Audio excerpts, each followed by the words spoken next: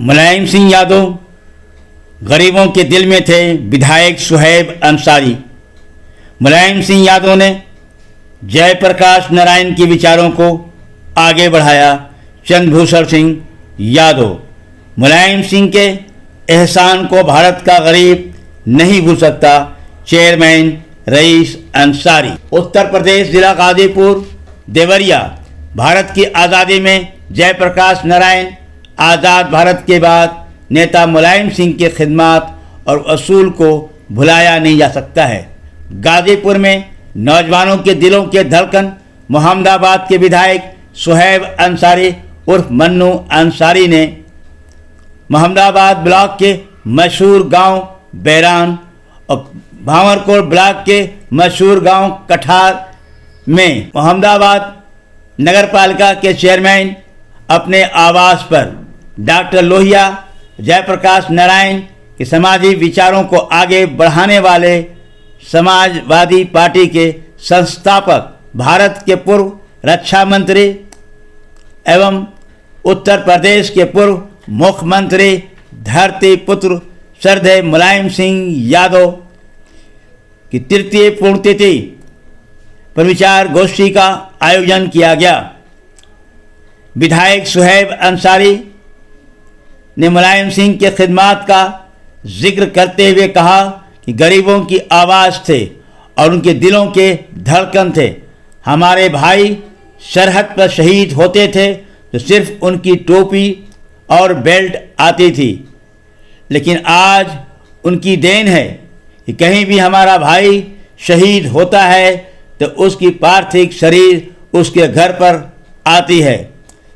श्रद्धेय मुलायम सिंह यादव जब हमारे देश की रक्षा मंत्री थे तो उन्होंने गरीबों के हित में इतना बड़ा काम किया था। उन्होंने संविधान और कानून को झुकने नहीं दिया। उत्तर प्रदेश की सरकार सुप्रीम कोर्ट में हल्फनामा देने के बाद अपनी कथनी पर कायम नहीं रहती है, ये जग जाहिर है। आज रामपुर कारखाना विधानसभा क्षेत्र के अंतर्गत डुमरी स्थित सपा जनसंपर्क कार्यालय पर जयप्रकाश नारायण की जयंती का आयोजन किया गया। उस अवसर पर सपा के पूर्व प्रवक्ता चंद्रभूषण सिंह यादव ने कहा कि जयप्रकाश नारायण ने देश और समाज के लिए संघर्ष कर बिना कुछ लिए केवल दिया है। वो चाहते तो प्रधानमंत्री या राष्ट्रपति आदि कुछ भी बन सकते थे, लेकिन उन्होंने दूसरों को बनाया और अपने आप को तपाया।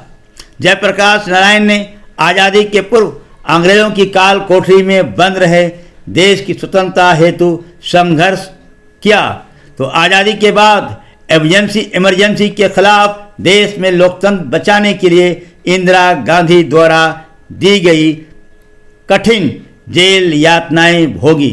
जयप्रकाश नारायण ने राष्ट्र के वास्तविक लोकनायक थे, जिनका संपूर्ण जीवन लोकहित, लोकमत, लोकतंत्र, अलोक कल्याण के लिए समर्पित रहा।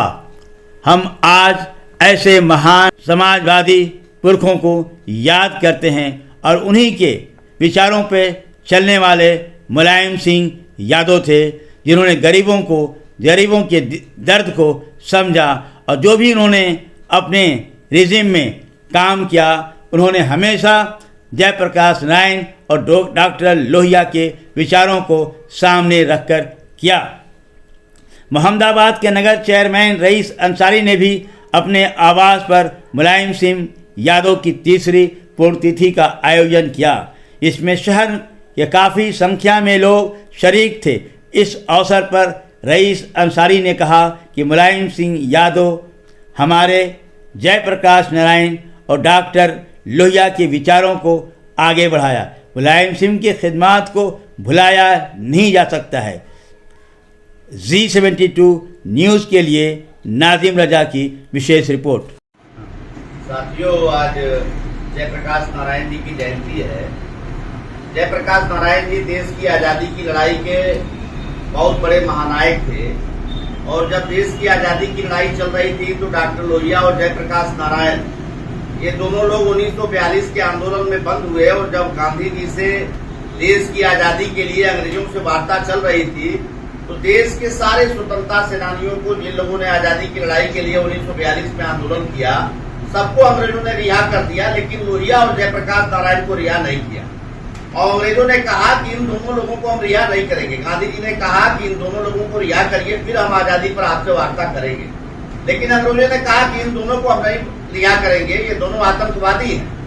गांधी जी ने कहा कि देश की आजादी की लड़ाई एक पलड़े पर और जयप्रकाश नारायण और लोहिया की रिहाई एक पलड़े पर, जब तक आप लोहिया और जयप्रकाश को रिहा नहीं करेंगे तब तक हम देश की आजादी पर वार्ता नहीं करेंगे।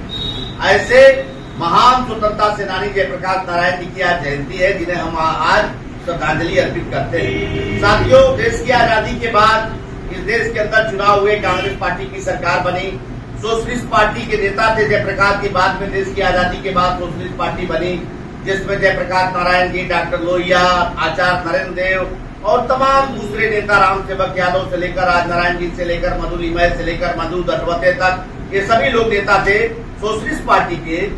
लेकिन ये सभी लोग धीरे धीरे जो नेता थे उस दौर के, डॉक्टर लोहिया इस दुनिया में नहीं रहे, नरेंद्र देव जी नहीं रहे, लेकिन 1974 के बाद जब इंदिरा गांधी जी इस देश की प्रधानमंत्री थी, तो उन्होंने देश की आजादी के बाद इस देश में लोकतंत्र स्थापित होने के बाद इमरजेंसी आपातकाल लगा दिया और उसमें सारे विपक्षी दल के नेताओं को जेल में बंद कर दिया, चुनाव पर रोक लगा दिया।